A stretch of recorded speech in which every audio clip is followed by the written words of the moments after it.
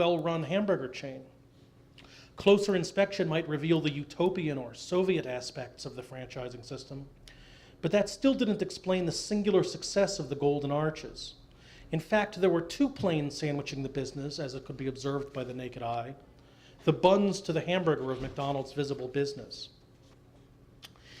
And about 5 minutes, something like that? And then I talk a little bit about how the McDonald's sort of financial system worked, which is kind of interesting. Finance, even more than operations, was the secret side of the company's success. McDonald's, from a business standpoint, can be said to have two founding fathers. The McDonald brothers appear only as dim and mythic figures, the Romulus and Remus of the McDonald's empire. You don't hear as much about Harry Sonnenborn, but in his way, he was every bit as important as Kroc. Harry Sonnenborn was not an unforgettable character. There are no colorful maxims attached to his name, no memorable anecdotes. A cold, distant martinet with a military haircut and a laser focus on the ledger sheet. He was the epitome of the heartless moneyman. Sonnenborn had no particular interest in hamburgers. He could just as easily have been the financial architect of Microsoft or McDonnell Douglas.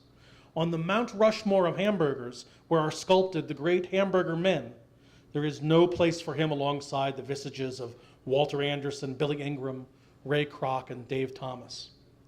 But in his own way, he was every bit as bold and farsighted as any of them. And I talk a little bit about how it worked. The McDonald's system, which basically involved Harry Sonnenborn's invention of going to somebody and then who owned, like if somebody owned a vacant lot, the McDonald's would go to them and say, build a McDonald's. And they would build the McDonald's and they'd say, okay, now we're going to lease it from you for 20 years. Great, it was a vacant lot before. Then McDonald's would go to somebody else that wanted to run it or franchise it, and they would lease it at a big markup. So they had cash coming in, they owned the lease, they didn't have to pay anything to build the McDonald's, and everything was just based on everyone's greed, which is kind of the beauty of the system. So that was something that Kroc liked a lot, and then this is the sort of the conclusion. Kroc, for his part, was delirious. I have finally found the way, he told the McDonald brothers in early 1957, that we will put every single McDonald's we open under our complete control. Now we will have a club over them, and by God, there will be no more pampering or fiddling with them. We will do the ordering instead of going around and begging them to cooperate. And because of a clause in the lease agreement, Kroc's fervid insistence on operational standards became a source of profit too. As sales increased at a McDonald's restaurant, the rent went up. The owner-operator got richer, McDonald's got richer, and Americans got an honest product. Ray Kroc was a happy man. Thus, as with any great swath of Americana, McDonald's was the product of paradox, composed of equal parts individualism, conformity, small-scale scrabbling, immense impersonal capital, and the willingness of every diverse part and personality to move forward together, grasping for a long-hoped-for and desperately desired prosperity. On the strength of a small sandwich composed of beef and bread, an economic empire was built upon which the sun never sets, one that grows larger every day, constantly receding into the horizon, necessitating infinite expansion and endless, rapacious striving. In its scale and in its soul, McDonald's truly is the great American success story.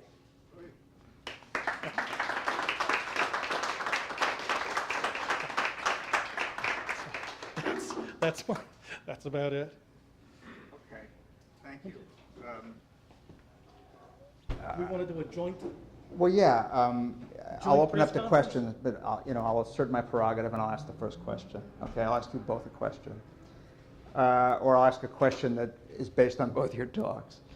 When you were talking about the hero, I thought of Ray Kroc. Okay, you've got to read his chapter on Ray Kroc because he's a kind of titan of capitalism and so on, and he makes this empire, and he believes in hamburgers. He loves hamburgers, not a stripper, right? I don't mean like Gypsy Rose Lee. I mean one who strips, Now, you tell a story about an institution that has basically hollowed itself out has become more and more ruthless and has denuded America of everything that makes it worthwhile, almost, okay? You tell a great story of the hamburger, and you love hamburgers. You are a hamburger lover. You've written a great book on meat. You've written a great book on the hamburger. It's a mouth-watering book. It makes one want to run out and get, but doesn't want to make one want to run out and get a McDonald's hamburger. It makes one want to run out to Seymour Burton and get a real hamburger. What I want you to do, Josh, is talk about, I mean, you know, I appreciate how much you admire the achievement of McDonald's, but speak to it as one who really loves the food, and tell us what you think the consequences of that kind of economic success have been for the experience of eating that item, okay? Yeah, well,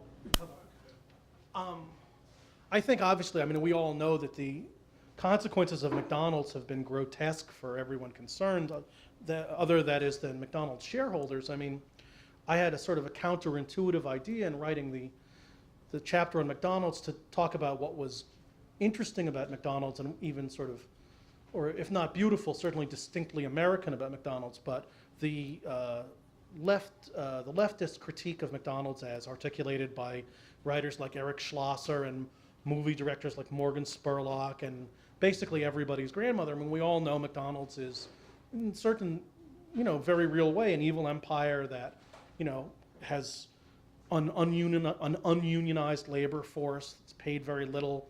The employees are essentially space monkeys, you know, I mean, who are expected to, you know, jump at particular signals and buzzers and bells and are easily dispensed with if they don't. The sandwiches, the hamburger can hardly be understated. It's, you know, a pretty weak item all around and not much better than tofu. All those things being said, you know, McDonald's, like Wall Street, was one of those larger-than-life institutions about which it does an injustice to characterize it either too positively or too negatively. And while the effect, the environmental and, you know, economic effect and so forth of McDonald's may have well been diabolic, there's also a kind of a grandeur to it that, you know, really allows for that same abuse to happen. Do you want to say something? I know nothing about Ray Kroc. No, not about hamburgers. About hamburgers, but I can always talk. I mean, you know, the hero in my the hero in my book, in the Wall Street hero. He's hero worshipped in the 19th century by a lot of people, sometimes who are even appalled by that figure for a number of reasons. He is a figure who